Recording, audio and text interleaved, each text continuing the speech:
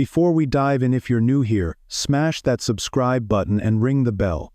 This is the story of a legend who refused to be forgotten, and trust me, you don't want to miss what comes next.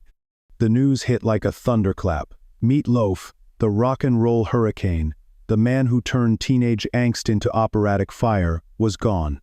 Social media erupted. Fans shared clips of him belting Paradise by the Dashboard Light in leather pants drenched in sweat, or his haunting turn as Bob in Fight Club, whispering. His name was Robert Paulson. Tributes flooded in from rock stars, actors, and millions who'd screamed his lyrics in their cars. But behind the larger-than-life persona was a man who fought demons most of us can't imagine, a boy named Marvin Lee Day, whose mother died of cancer when he was 18, whose alcoholic father left him bruised and broken, and who clawed his way out of Texas trauma to become Meat Loaf. This isn't just a story about fame, it's about survival. It's about a kid who turned pain into power, rejection into anthems, and proved that even the most unlikely star could burn brighter than anyone imagined. Strap in. We're going deep. Let's rewind to Dallas, 1967. Picture a 20-year-old Meat Loaf, already 6'3", 300 pounds, with a voice that could shatter glass-working odd jobs and sneaking into dive bars to sing. His childhood was a minefield. His father, a violent alcoholic, once chased him with a knife. His mother, his only refuge, died when he needed her most. Music became his lifeline. "I'd stand in the shower for hours screaming," he later said. "Not singing, screaming. It was the only way to get the anger out." That raw, unfiltered rage would later fuel his performances, but back then, it just made him different, too loud, too intense, too much. Then came Hair, the rock musical that changed everything. Meat didn't just audition, he exploded into the room, belting Aquarius like a man possessed. They cast him on the spot. Night after night, he hurled himself into the audience, belly flopping onto strangers, mic cord whipping like a live wire. Critics called him a wrecking ball with a voice. Fans lined up for blocks. But Meat Loaf wasn't satisfied. "Theater felt safe," he said. "Rock and roll? That's where the danger was." So he dove headfirst into Detroit's grimy rock scene, fronting bands with names like Popcorn Blizzard and Floating Circus. Imagine this, a 300-pound frontman in a tuxedo, barefoot, setting off smoke bombs in a club so tiny the audience fled coughing. Guitarists quit mid-tour. Managers threw their hands up. He'd literally climb the walls. One bandmate laughed. "We'd finish a set, and he'd be hanging from the ceiling like a bat." But the industry didn't get it. Motown signed him as a joke. Their ad campaign screamed, 437 pounds of soul, then shelved his album. Meat Loaf was crushed. "They reduced me to a gimmick," he seethed. "But I knew I wasn't a joke. I just needed someone as crazy as I was to see it." Jim Steinman was a mad genius in a leather jacket, a composer who wrote rock songs like they were Shakespearean tragedies. Their first meeting was electric. Steinman played him a demo of Bat Out of Hell, a 10-minute epic about motorcycles, doomed love, and rebellion. Meat Loaf listened, then stood up, trembling. "That's my life," he roared. "That's me." The two became brothers in chaos. Steinman's demos were scribbled on napkins, soaked in coffee stains. Meat Loaf's voice was a weapon, shredding through octaves like a chainsaw.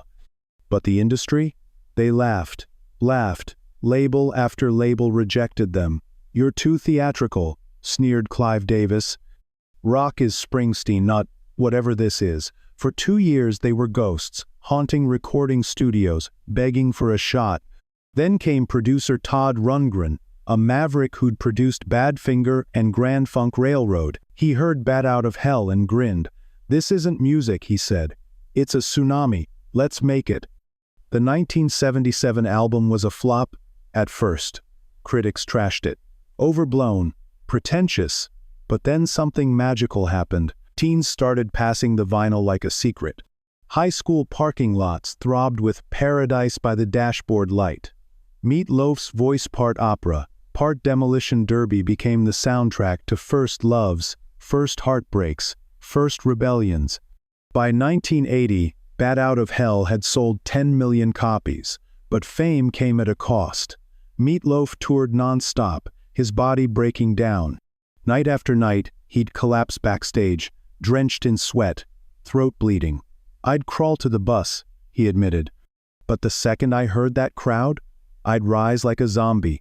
Then, in 1984 disaster, his voice vanished, not a whisper. Doctors blamed stress, trauma, a mind that had finally snapped. "I sat in my mansion silent," he said, millionaire, mute, miserable. The 80s nearly destroyed him. Bankrupt, divorced, and labeled a has-been, Meat Loaf played half-empty casinos, his voice a raspy shadow. "I'd sing 2 out of 3 ain't bad to a bartender and 3 drunks," he laughed bitterly, but he refused to quit. Why? His daughters. "They'd look at me like I was Superman," he said. "I couldn't let them see me fall." Slowly, stubbornly, he rebuilt. And then a miracle. Steinman called. "Let's make Bat Out of Hell through," he said. "Let's show them we're not done." The 1993 sequel was a Hail Mary. Lead single "I'd Do Anything for Love, But I Won't Do That" was 12 minutes long, an absurd gamble. Execs panicked. "Radio won't play this." But Meat Loaf didn't care. The song debuted at #1 in 28 countries. Fans dissected the lyrics, "What was that?" while critics ate crow. At the Grammys, a tearful Meat Loaf clutched his trophy. "This is for every kid who got told they're too weird, too loud, too much. Comeback complete." But Meat Loaf wasn't just a rocker. He was an actor. In Fight Club, he transformed Boba hulking, hormone-addled wreck into poetry. Director David Fincher still raves about it. Meat didn't act, he unzipped his soul. Then came the Rocky Horror Picture Show, Tenacious D, even Spice World. Yes, really. He stole every scene, his charisma a force of nature. In his final years, the body rebelled. Asthma, heart surgery, collapsed lungs. But he kept touring, roaring, Bat Out of Hell from a throne when he couldn't stand. Retire? He scoffed. "I'd rather die on stage."